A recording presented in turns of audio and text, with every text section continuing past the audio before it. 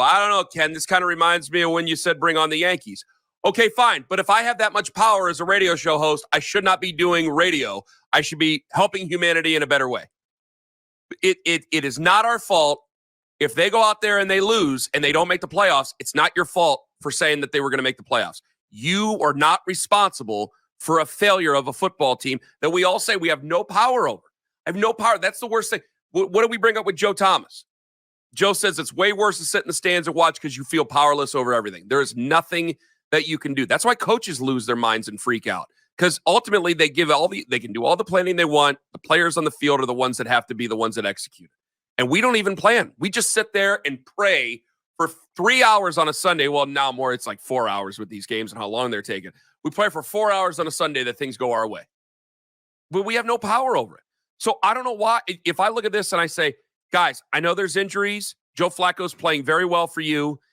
I think that the offense takes care of you. If you don't turn the ball over, your defense can really make some stops. Because I think the fourth quarter yesterday probably should have been a pretty easy fourth quarter for everybody.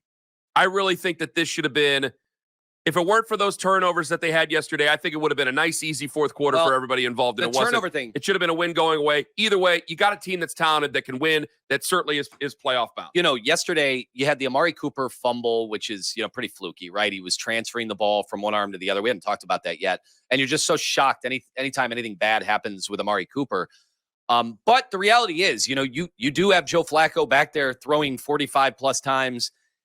There are going to be turnovers. There are going to be mistakes. They overcame them yesterday, which was good against a Jacksonville team that I was never totally sold on as a great team, but they are formidable. I mean, they're not a joke team, and you beat them. You beat them even turning the ball over like you did, and that is absolutely huge. It's absolutely huge that they won that game yesterday and the way they did, and it is inspiring more and more confidence